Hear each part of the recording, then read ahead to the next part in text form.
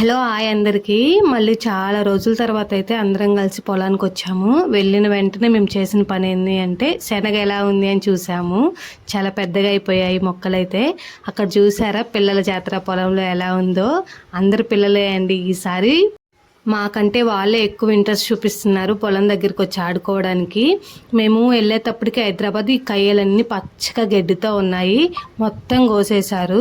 అక్కడికి వెళ్ళి చూడగానే ఏదో హెల్తీగా అనిపించింది, కానీ తప్పదు కదా, పశువులకి మేత కావాలి అంటే మనం తప్పనిసరిగా కోయాల్సిందే గడ్డి కోయడం కూడా ఆల్మోస్ట్ అయిపోయింది. మోపు కట్టుకొని ఎత్తుకోవడానికి మా నాన్న అయితే రెడీ అయిపోయారు. పిల్లలు ముందే వచ్చి అక్కడ ఉన్న పెసరకాయలు అయితే కోసుకొని అన్నీ తింటూ ఉన్నారు కరువు వచ్చినట్టు. లోహితాకైతే బాగా నచ్చినట్లున్నాయి. ఒక గబ్బిడి చేతిలో పట్టుకుంది, మిగతా అమ్మ అని తింటుంది. పిల్లలకి ఏదన్నా కొత్తగా అనిపించింది అంటే వాళ్ళు తినడానికి బాగా ఇష్టపడతారు కదా. ఇక్కడ అక్కడక్కడ జొన్నలో కనిపిస్తున్నాయి కదా చిన్న చిన్న మొక్కలు, అవేనండి పెసరకాయలు. పిల్లలు తినేవి ఏమి కాదు, తినొచ్చు. అవి మనం పెసలు ఉంటాయి కదా ఆ మొక్కలే అవి.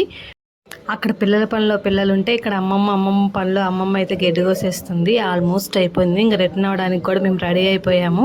రేపు మార్నింగ్ కానీ ఒక మోప అయితే కోసుకుంటున్నారు ఇక్కడ.